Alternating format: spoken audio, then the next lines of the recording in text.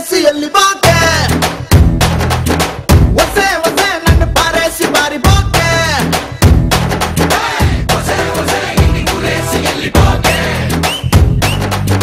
వసే వసే ఇన్ని పారేసి పారిపోకే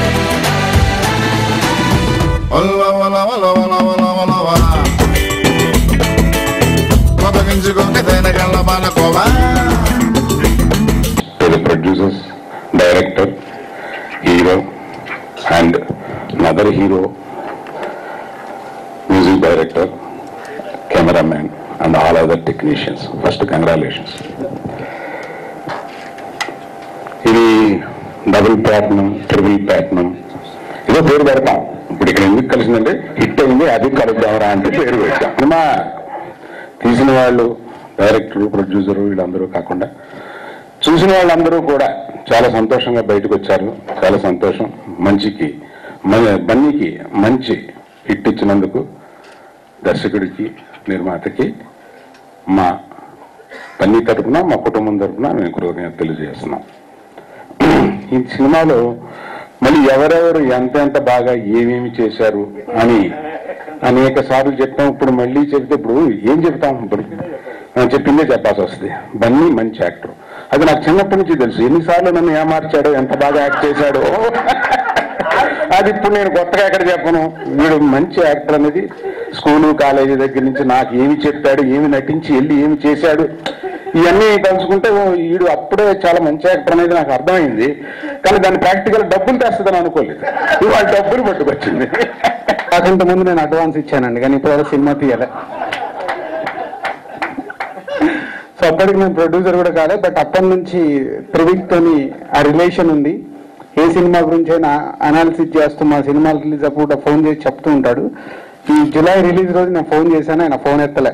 కానీ ఏదో రకంగా, ఎందుకంటే హిట్ అయిపోయిన హ్యాపీనెస్ లో ఉన్నాడు. ఫోన్ పోగొట్టుకున్నాడంటే ఇప్పుడే చెప్పాడు. సో ఈ సినిమా ఆ రోజు మార్నింగ్ షో నుంచే యునానిమస్ గా 8 o'clock నుంచే ఫోన్ కాల్స్. అంటే జనరల్ గా బన్నీ అంటే మాకు ఉన్న అటాచ్మెంట్ అందరికి తెలుసు. సో బన్నీ సినిమా అనగానే నాకు కూడా ఒక ఎక్సైట్మెంట్, తెలుసుకోవాలని 8 o'clock నుంచే ఫోన్ కాల్స్ వస్తూ ఉన్నాయి. యునానిమస్ గా అన్ని ఏరియాస్ నుంచి బాగుంది అని చేసిన ప్రాణం పెట్టి చేస్తాడు. అంటే నాకు బాగా ట్రావెల్ అయిన మ్యూజిక్ డైరెక్టర్. ఎంత ప్రాణం అంటే సినిమా అయిపోయే వరకు కూడా, రీ రికార్డింగ్ అయిన తర్వాత కూడా వచ్చి కూర్చొని మిక్సింగ్ లో కూర్చొని, సినిమా రిలీజ్ 3 days లో ఉంటుంది, ఏం చేయడానికి ఉండదు, కానీ చిన్న కరెక్షన్స్ కూడా వదిలిపెట్టద్దని అంత హార్డ్ వర్క్ చేస్తాడు. కాబట్టి ఈరోజు నంబర్ 1 మ్యూజిక్ డైరెక్టర్ గా సౌత్ ఇండియాలో, నో డౌట్ తెలుగులో కానీ తమిళ్లో కానీ నంబర్ 1 మ్యూజిక్ డైరెక్టర్ గా పేరు పొందుతున్నాడు. ఇంకా చోటా గారు చెప్పాల్సిందేం లేదు. అలాగే ఇంకా పర్టికులర్ గా చెప్పుకోవాల్సింది రాజేంద్ర ప్రసాద్ గారి గురించి. ఈ సినిమా విషయంలో ఎప్పటి నుంచో చిన్నగా ఉన్నప్పుడు, నెక్కర్లు వేసుకున్నప్పటి నుంచి రాజేంద్ర ప్రసాద్ గారి సినిమాలు చూస్తూ ఎంజాయ్ చేస్తున్నాం. ఈ బన్నీ ఎంత ఆనందపడ్డాడో తెలియదు, కానీ ఈ సినిమా హిట్ అనగానే నాకు బన్నీ కన్నా 100 times ఆనందం నిలబడ్డా. దాని కారణం ఏంటో నాకే తెలుసు. చాలా థ్యాంక్స్ అండి. అలాగే ఒక సినిమా హిట్ అవడం అనేది అదేమి ఒక చిన్న విషయం కాదు. చాలా ఈజీగా హిట్ వచ్చేసిందిలే అని అనుకుంటారు. చాలా అదృష్టం ఉంటేనే అది హిట్ అవుతుంది. అది ఫస్ట్ సినిమాకి చంద్రబాబు గారికి దక్కింది, ఆయన బ్యానర్లో, దానయ్య గారి సమర్థనలో. నిర్మాతగా ఫస్ట్ సినిమా రాగానే ఎంత పెద్ద హిట్ దొరకడం నిజంగా మీ జీవితంలో మర్చిపోలేని సంఘటన. మీకు చాలా ఆనందించవలసిన విషయం అది.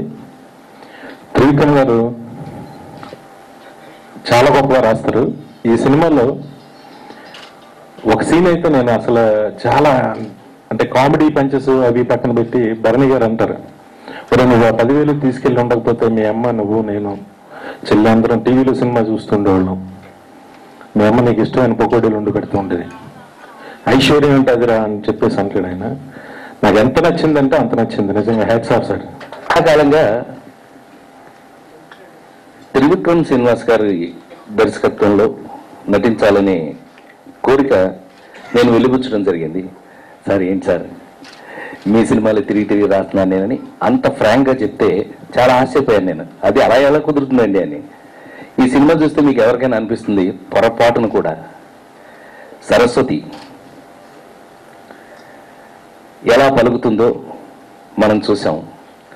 చాలా కాలం తర్వాత నాకు తెలిసి అతి చిన్న 35 సంవత్సరాల సినిమా జీవితంలో హిట్స్ చూసిన వాడిగా నాకు తెలిసి ఇంత ఆహ్లాదకరమైనటువంటి కమర్షియల్ హిట్ సినిమా ఈ మధ్యకాలంలో ఎప్పుడు లేదు.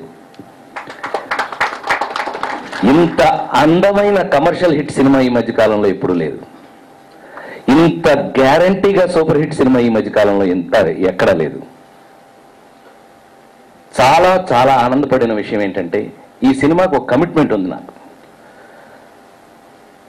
నేను హిట్లర్ సినిమా యాక్ట్ చేసినప్పుడు నాకు ఒక సెంటిమెంట్ ఉంది. అట్లా బన్నీతో మనస్ఫూర్తిగా మనం చేస్తున్నాం, ఇది హిట్ అయి తీరాలని మనస్ఫూర్తిగా నేను భగవంతుని కోరుకున్నాను. అదే మొదటి రోజు దగ్గర నుంచి చెప్పడం జరిగింది ఇవాళ వరకు కూడా. కానీ అది కేవలం నా కోరికేమో నాకు తెలియదు, కానీ మీరు నమ్మి తీరాలి. మా ఇద్దరి కెమిస్ట్రీ ఇప్పుడు ఇప్పటివరకు అంటున్నారు, అది కెమిస్ట్రీ కానివ్వండి, ఫిజిక్స్ కానివ్వండి, మ్యాథ్స్ కానివ్వండి, ఏదైనా కానివ్వండి, మొత్తం మీద ద వే ఎక్కడ నన్ను అంత ప్రేమించాడో నాకు తెలీదు.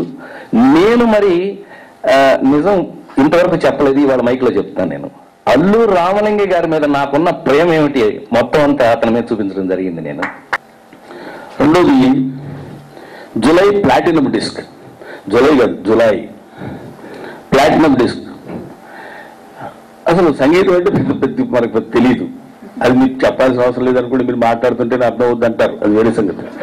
ఎందుకంటే మా గురువు గారు ఉన్నారు ఇక్కడ, రాజేంద్ర ప్రసాద్ గారు, ఆయన సంగీతం గురించి మాట్లాడంటే కొంచెం అర్థం ఉంది, ఆయన తెలుసు, మనకు తెలియదు. తెలియని విషయాన్ని హ్యాపీగా తెలియదని ఒప్పుకుంటే సరిపోద్ది. బాగుంది మ్యూజిక్ గురించి మాట్లాడటం అంటే. సరే, ఆయన్ని వీరుంటే చివరిలో పెట్టుకుంటాను, ఎందుకంటే నాకు శత్రువు అతను. ఆయన సృష్టించినటువంటి క్యారెక్టర్స్ లో దొంగోళ్ళు ఈ టైపులో కూడా ఉంటారా అని నన్ను సృష్టించాడు. అసలు దొంగోడు పోని దొంగతనం చేసినప్పుడు పట్టుబడ్డాడు, జైల్లో పెట్టారు. వాడిని జైల్లో పెట్టడానికి ఆ రీజన్ ఏంటంటే దిక్కుమాలిన రీజన్ ఎవడన్నా ఉంటుందా? ఆ తల్లిని నేను చేశాను, ఆ తల్లి నన్ను జైల్లో పెట్టిస్తానంటాడండి. అనగానే అంటే ఆ రోజు చేస్తున్నప్పుడే ఇదేంటంటే సార్ అంత సీరియస్ గా మళ్ళీ మన చెప్పించడం అంటే నా క్యారెక్టర్ గురించి వరకు నేను మాట్లాడుతున్నానండి. అక్కడ దొంగతనాల్లో ఎన్నెన్ని రకాలు ఉంటాయి, ఎలా ఉంటాయని చెప్తూ చివరిలో అది పొరపాటున నా చెయ్యి మీ చెయ్యి మీద పడిందండి, ఏమనుకోద్దండి. అది ఏమన్నా ఉంటుందండి? చెయ్యి లాగేసి వెళ్ళిపోయి ఆవిడ ఒక తన్ను దండడానికి వస్తే పొరపాటున నా చెయ్యి మీ చెయ్యి మీద పడింది ఏమనుకో, ఎవడన్నా ఊరుకుంటాడండి అది? అసలు ఆ థాట్ ఏంటని ఇలాంటివి ఇందాక చెప్పారు. గంట కొట్టాలంటే ఇలాగా, కొట్టేయాలంటే ఇలాగా అన్నాడు. అదే ఏంటిది అసలు, ఇది సడన్గా ఎలా పుట్టిందండి ఇది అంటే అక్కడే ఇట్లాంటివి సినిమా నిండా ఇప్పుడు ఎన్నేళ్ళలో చెప్పు అంటాడు. అవి ఎన్నేళ్ళలో కూడా తెలుసుకోవాలని తాగే పెట్టాను కానీ వాడిని అడుగుతాడు ఏమన్నా అసలు.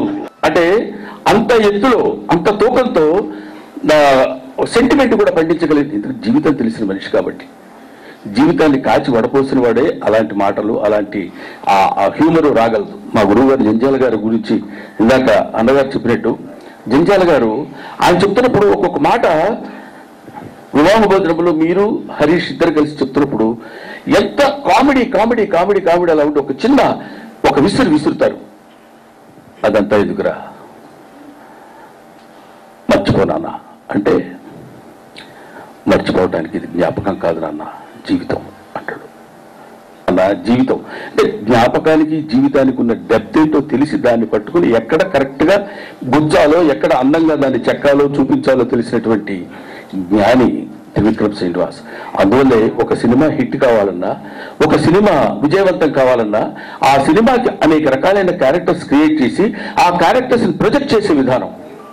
ఎక్కడ ఒక చిన్న క్యారెక్టర్, ఆలీనాతో చేసిన ఒక చిన్న క్యారెక్టర్, ఎవడైనా దొంగోళ్ల మీద ఈ రకమైన రీసెర్చ్ చేసిన నేను ఎవరిని చూసిన తర్వాత బన్నీ ఏ నిమిషం త్రివిక్రమ్ దగ్గరికి వెళ్ళి ఈ షార్ట్ కొంచెం ఇలా పెడదామని టైం నాకు ఎప్పుడు ఇవ్వాల కంప్లైంట్ బన్నీ మీద. త్రివిక్రమ్ ఒక లెక్చరర్ లాగా, బన్నీ ఒక స్టూడెంట్ లాగా, త్రివిక్రమ్ ఒక అన్నయ్య లాగా, బన్నీ ఒక తమ్ముడు లాగా, ఇలాగ వీళ్ళిద్దరూ నాకు షార్ట్ చెప్పిన తర్వాత ఎక్కడికి వెళ్ళిపోయి ఏదో మాట్లాడేసుకుంటా ఉండదు. ఏదో అదేంటో నాకు తెలియదు.